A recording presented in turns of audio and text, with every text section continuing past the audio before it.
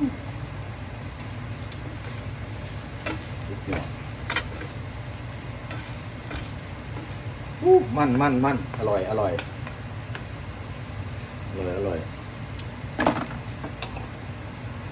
หมู2 ชั้นมวนหมู3 ชั้นเนาะ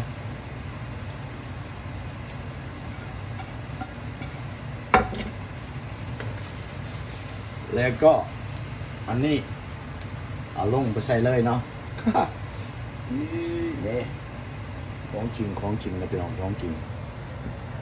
ของแท้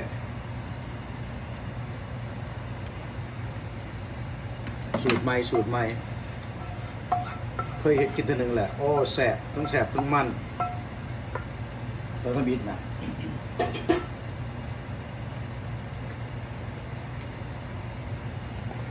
บุมีผงกะเอาเนาะเกลือ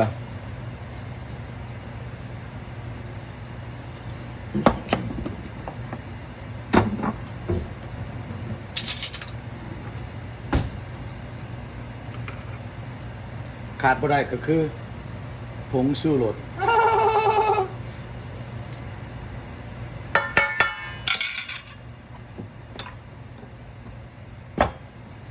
โอเค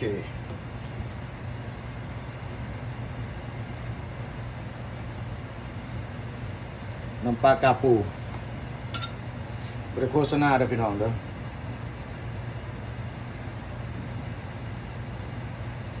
ประมาณ3 ช้อน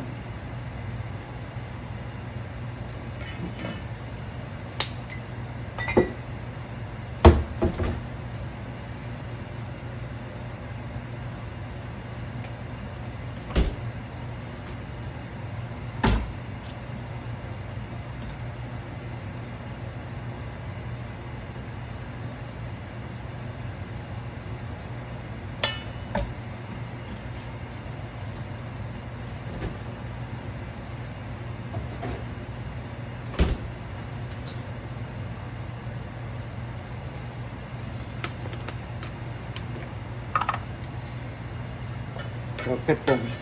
เผ็ดขวมันจะหอมมาเผ็ดก็เอา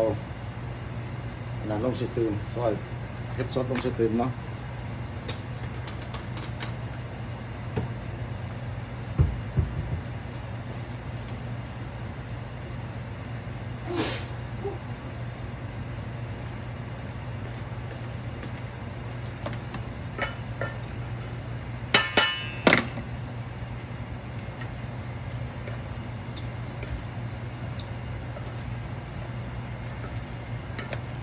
โอ้สงสัยสิบวัฒนัดแหละ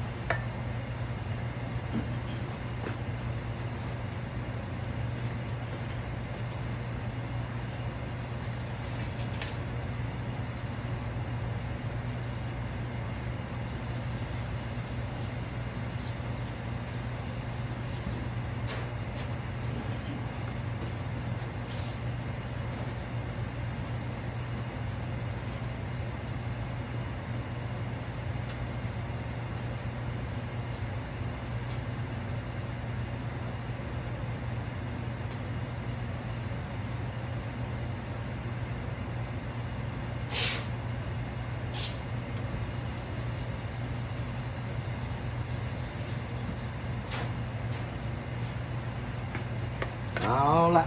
ใส่สุดมือละคนตามสบายแบบนี้นะ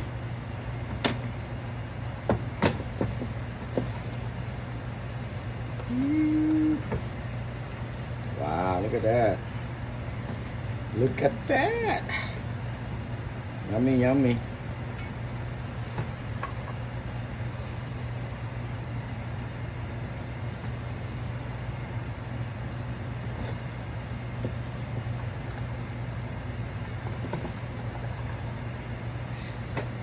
ว่าสูตรนี้มีบางง่ากัน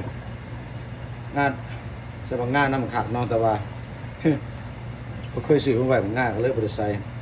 อาจจะเป็นข้าวขั่วเนาะเบิ่งก่อนเบิ่งลักษณะนี่อาจจะเป็นข้าวขั่ว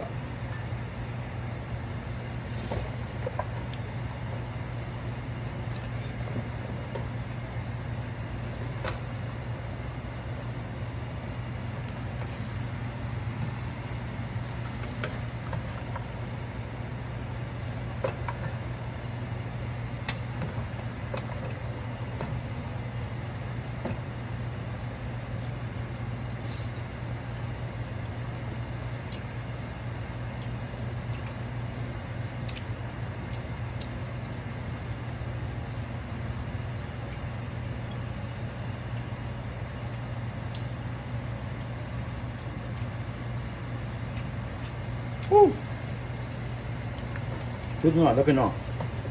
ชุดหน่อยเลย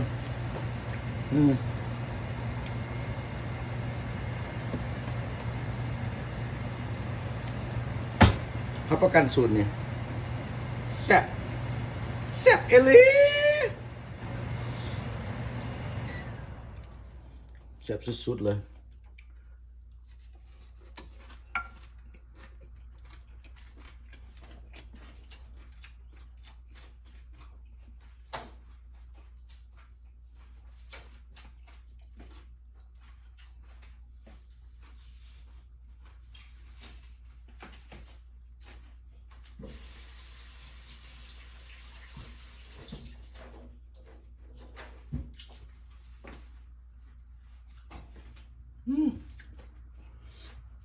ไม่บอกเรื่องแซ่บไม่บอกเลย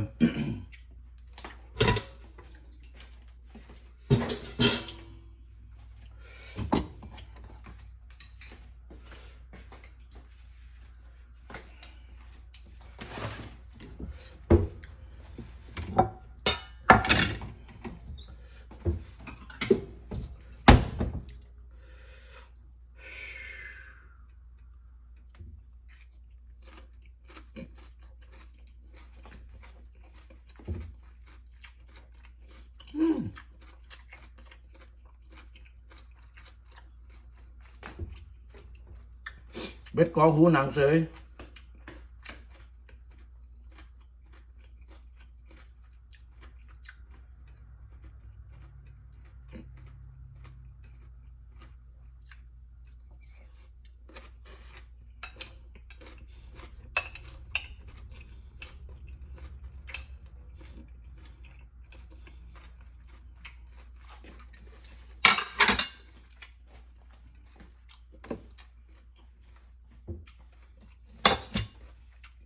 แชมป์ไว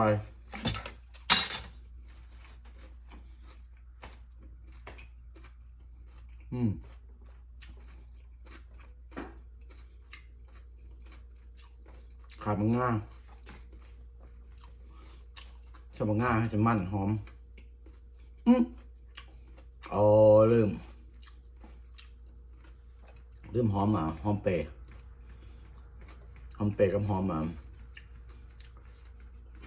หอมเนื้อหอมหอมเนื้อหวาน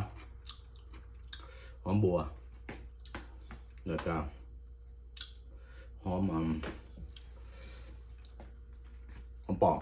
เนาะคนไทยเป็นหอมผักชีนะ yes วู้